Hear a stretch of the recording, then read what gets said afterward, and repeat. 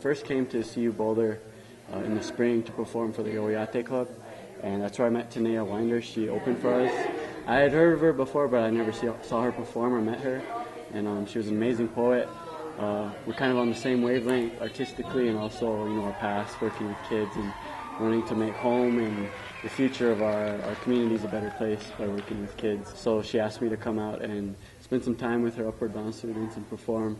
I just wanted to make music and perform, and that happened. And I was becoming a successful hip-hop artist while simultaneously pursuing my bachelor's degree and also doing a lot of other stuff. I've won some music awards. I started doing songwriting workshops, and pretty soon people started asking me to speak for Native kids on the reservation in the city, different settings. And I was kind of nervous about it at first because I'm a musician and an artist. But it just kind of fell in my lap, and the path revealed itself to me, speaking with kids, working with kids, doing workshops. Songwriting workshops are, expression-based workshops with kids, helping them find that gift. My gift is music. It's how I use my voice, and just helping them find their gift in their voice. My Lakota name, given to me by my elders, is Oyate Trecha Omani, which means walks with young people. So they saw the things that I was doing, and they gave me that gift. We did shows at elementary schools on my res. We did shows at suicide prevention events. So ever since I started out, I've been performing for kids. I know what they are living through. I know what they're going to experience. I know I've lived their experience. I'm further along, and I know what it takes to find success and to overcome a lot of the obstacles we have to face, a lot of the systematic obstacles of being born in places like the reservations. So I just tell that story, and I tell my story, and I think they're able to relate.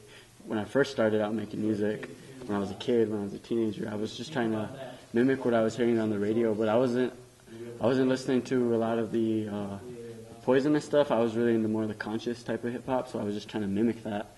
And then I started finding my own unique sound and my unique voice. I saw the bigger picture of things, of society, of the systematic obstacles that my people and me go through.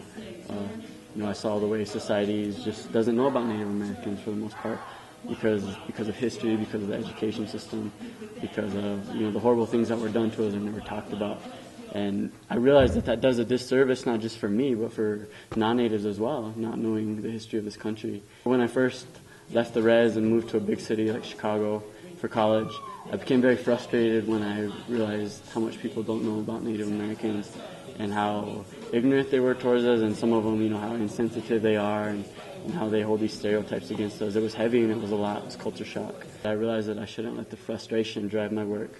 Once I started reframing or looking at it from a different angle, an angle of love, things kind of started falling into place. So, that was definitely a big transition or evolution for me as an artist, going from frustration and sometimes anger driving my work to love driving my work. I don't desire to be rich. I don't desire to be famous.